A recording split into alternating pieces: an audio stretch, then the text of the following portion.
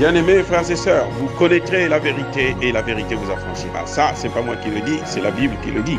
Mais moi, je vous dis mieux. Vous connaîtrez la vérité historique, notamment celle de vos ancêtres kémites, et vous aurez une vision globale de ce que c'est que la vraie souveraineté politique. J'ajoute, vous reviendrez à la spiritualité africaine ancestrale et vous comprendrez les enjeux de l'indépendance économique. Et pour terminer, vous accepterez votre identité culturelle kémite et vous obtiendrez deux choses. La première, c'est la paix.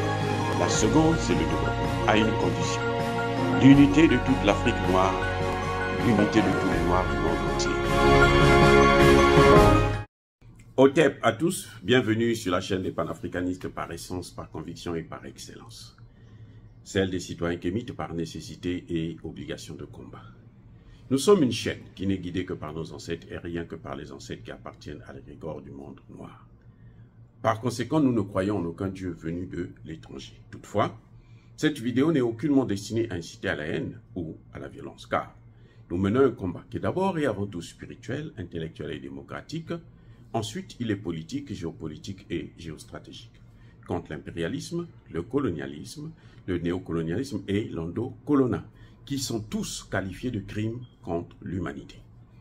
Nous menons ce combat sur la base du principe fondamental que nous avons hérité de nos ancêtres kémites, qui est celui de la Mahat, c'est-à-dire solidarité, vérité et justice. Vous êtes donc en droit de connaître la vérité et nous avons l'obligation de vous dire la vérité, rien que la vérité, afin que justice soit rendue au continent africain. Et ça, c'est notre modeste contribution dans cette noble lutte en faveur de la souveraineté, la dignité, la solidarité et l'unité africaine. C'est exactement ça que nous appelons le panafricanisme. Bien-aimés frères et sœurs, j'aimerais réfléchir avec vous ensemble sur ces dernières marches qu'il y a eu au Sénégal et qui ont fait plusieurs morts. Bon, le nombre varie selon les personnes. Il y en a d'autres qui disent 16 morts, d'autres 20, 30. Mais le nombre n'est pas important, ça ne signifie rien, parce qu'un mort, c'est un mort de plus. Un mort, c'est un mort de trop. Donc il faut éviter qu'il y ait des morts. Alors, regardez ce qui se passe. Ce n'est pas la première fois qu'il y ait des coups d'État, des marches en Afrique. Le cas du Sénégal, pour moi, il est identique à celui du Tchad. Lorsqu'il y a des coups d'État en Afrique, organisés par les Africains eux-mêmes, même s'ils sont soutenus, mais c'est eux-mêmes qui prennent le lead de ce coup d'État, ce qui se passe, c'est qu'on s'attaque à l'adversaire directement. S'il y a un mort, on tue l'adversaire, celui qui veut prendre votre pouvoir, ou celui qui vous gêne dans la gestion de votre pouvoir. En Afrique, c'est comme ça que les choses se passent. Mais depuis un certain temps, on l'a vu au Tchad l'année passée, on le voit au Sénégal cette année, on ne s'attaque pas à l'adversaire. Écoutez bien, on ne s'attaque pas à l'adversaire alors qu'on connaît là où se trouve l'adversaire, on connaît comment faire pour atteindre l'adversaire, on préfère s'attaquer à des innocents, à des jeunes qui n'ont parfois même rien compris de ce qui se passe, qui ne savent pas ce qui est en train de se passer en fait. Quand vous prenez au Tchad, par exemple, des enfants de 11 ans qu'on tue, mais ma foi, moi je ne pense pas qu'un enfant de 11 ans comprend les enjeux de la politique. Ou bien des enfants de 19-20 ans qui sont sortis au Sénégal, je ne comprends pas. Ce sont des étudiants, des élèves qui vont encore à l'école, qui n'ont pas encore connu le problème du chômage, ainsi de suite. Donc, qui viennent parce que, bon, c'est un mouvement, c'est populaire, parfois pour accompagner les amis, hein, parfois ils sont tirés par les autres et puis on les canarde. Il y a quelque chose qui ne va pas. On doit essayer de réfléchir un peu sur ça, les amis. Hein. On ne peut pas continuer à avaler des sornettes. Pourquoi? Question. Pourquoi Macky Sall, qui met Ousmane Sonko en état d'arrestation, en résidence surveillée, chez lui, il connaît donc là où Sonko habite. Il part, il n'envoie pas les policiers à la maison de Sonko pour le tuer. Il préfère aller tuer des pauvres enfants et laisser Sonko continuer à l'emmerder. Vous voyez pas qu'il y a quelque chose qui ne va pas? Il y a quelque chose qui ne va pas. Tu t'attaques, c'est-à-dire que c'est des vrais tirailleurs. C'est un vrai tirailleur. Ton ennemi est là, à gauche.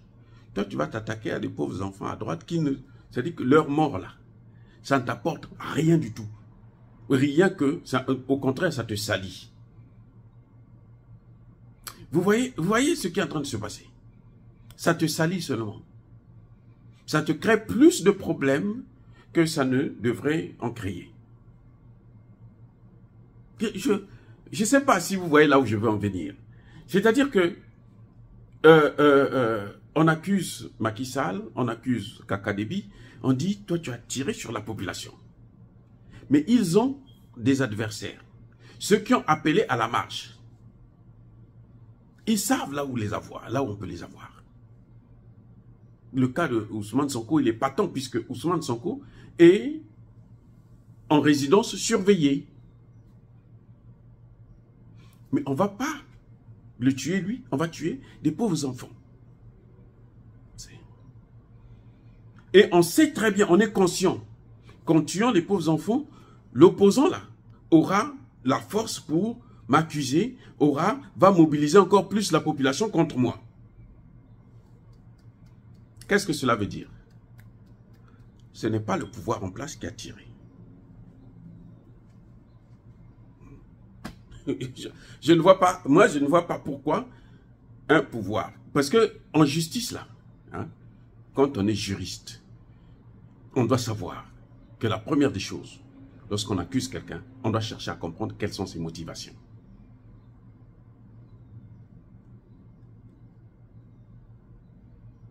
Eh oui. Vous avez tué X. Mais pourquoi? Qu'est-ce que vous voulez avoir? Non, parce qu'il m'a insulté, parce qu'il a pris ce qui m'appartient, parce que ceci, parce que cela, parce que... Ah, d'accord. On a la motivation. Est-ce que Macky Sall a une motivation de tuer des innocents? Est-ce que Kaka Déby a une motivation de tuer des innocents? Non. Donc, ce n'est pas eux. Maintenant, regardons un peu de l'autre côté. Quel est l'intérêt de Ousmane Sonko d'envoyer des gens pour tuer des innocents? Son adversaire, c'est Macky Sall. Quel est l'intérêt de, comment on appelle, Succès Masra, d'envoyer des gens pour tuer des innocents? Alors que son adversaire, c'est Kaka Déby. Il n'y en a pas. Et on ne voit pas la motivation là non plus. Vous voyez? Mais, ce qui trouble un peu dans l'autre hypothèse, c'est le fait que quand ça se passe, ils ne sont pas là. Ils appellent à la marche, mais quand il y a la réaction, on tue des gens, eux, ils ne sont pas là dans la marche. Je me souviens d'une marche qu'il y a eu chez moi au Congo-Brazzaville, à l'époque, le grand Bernard Kolela, hein, que je connaissais d'ailleurs très très bien, parce que j'ai eu à un moment donné, je l'ai rencontré dans ma vie, on a discuté, et il a appelé à la marche. Il était devant. Lorsqu'on a tiré sur la foule, lui aussi, il a couru pour fuir. Oui, ça, nous sommes en 92 par là. Oui, c'est ça le problème. ce qui est troublant, c'est que, et Sonko, et Succès Masra, quand on est en train de tirer sur des gens, eux, ils ne sont pas là. Ce sont ceux qui ont appelé à la marche. Ils ne sont pas là. Pourquoi? Ah oui, pourquoi? Alors, maintenant, je veux essayer de voir un peu autre chose. Regardez. Sonko appelle à la marche. Macky Sall n'est pas content puisqu'on le gêne. Hein? Le trouble à l'ordre public, donc il faut rétablir l'ordre. Si Sonko est dans la marche, si c'est Macky Sall qui a envoyé des policiers, Macky Sall va demander à tirer sur qui? Sur Sonko. Oui. Maintenant, Sonko n'est pas dans la marche. Mais Sonko est le premier à faire la publicité, à demander à ce que justice soit rendue, à ce qu'il accuse directement le pouvoir. Je me souviens par exemple pour le cas de Succès Masra, il y a la marche, lui il est dans son bureau, en train de parler avec RFI France 24. Et il est en train d'expliquer à RFI que pendant que la marche est en train de se faire, on est en train de tirer dans ses locaux. Et on n'a pas touché, on ne l'a même pas blessé. Comme par hasard. On n'a pas touché, on ne l'a pas blessé. Mais on a tué des pauvres enfants. Donc il y a deux choses. Soit il est au courant, parce qu'en général, il est au courant qu'il y aura des morts. Il y a des gens qui vont venir pour tirer. Soit il n'est pas au courant. Et la tierce personne, quand elle arrive, elle le fait parce qu'elle est en connivence avec lui. Lui dit, toi, tu ne te mets pas là. On ne veut pas te voir là. Laisse les choses se faire. Maintenant, toi, tu vas seulement prendre ça sur toi, qu'on a tué des innocents pendant qu'ils étaient en train de marcher. Mais c'est toi qui appelles à la marche. Tu viens donc couvrir ceux qui ont commis le forfait en accusant l'autre partie. C'est pour ça que ma thèse à moi ce que je crois, je peux me tromper, hein, je ne vous dis pas forcément de me croire, je peux me tromper. Je dis, pour moi, là, il y a une tierce personne, ce sont les Occidentaux, qui ont tué au Tchad et au Sénégal. Je vous dis, si Macky Sall veut les tuer là, il ne va pas les tuer des innocents, il va les tuer Sonko lui-même. Il ne va même pas toucher la famille de Sonko. Il y a eu des coups d'État dans mon pays. Ceux qu'on a tués là, ce sont ceux qui sont, c'est-à-dire que les adversaires même. Leur famille là, ni enfants, ni femmes, personne ne les touche. Pourquoi vous allez tuer les enfants d'autres gens, des pauvres innocents? Non.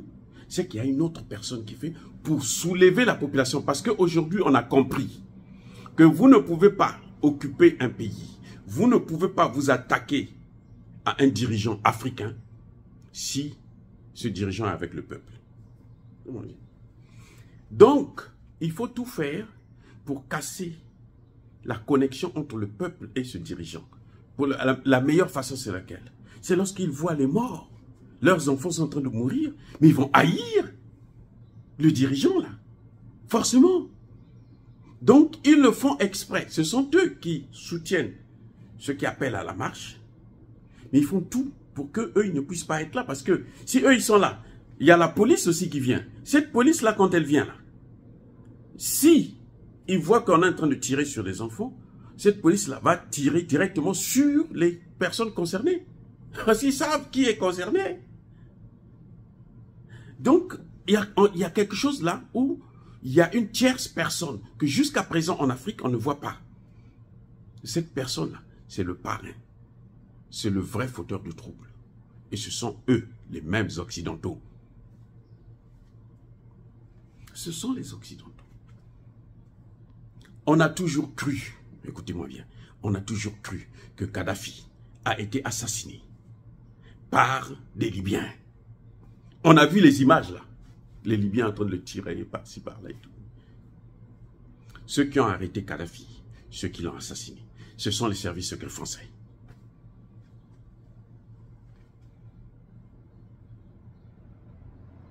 Vous voyez, Museveni vient de le dire là. Museveni, le président Museveni, il a dit, 10 ans après, 11 ans après. Ça s'est passé en 2011, 12 ans après. Il a dit, mais ce sont eux.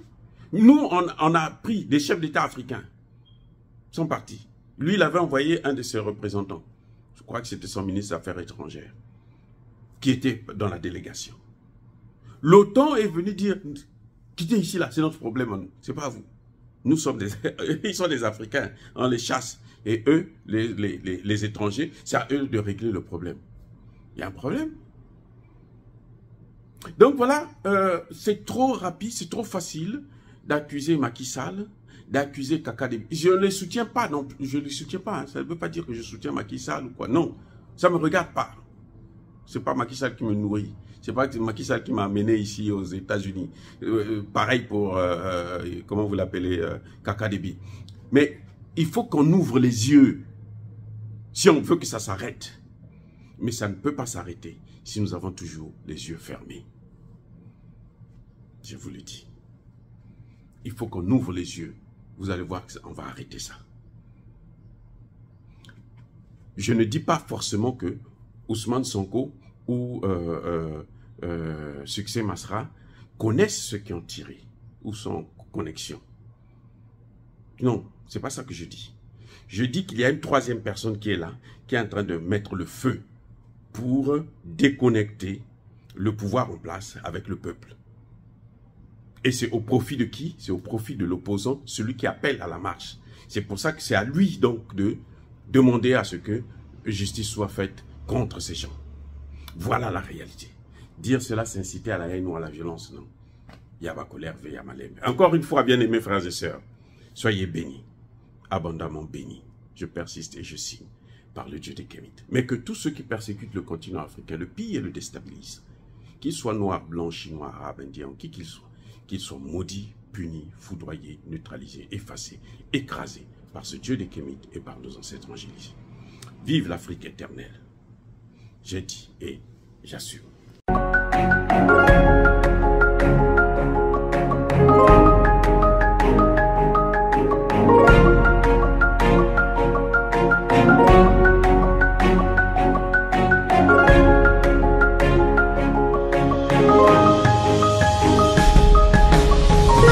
Eux, ils marchent par la foi et non par la vue.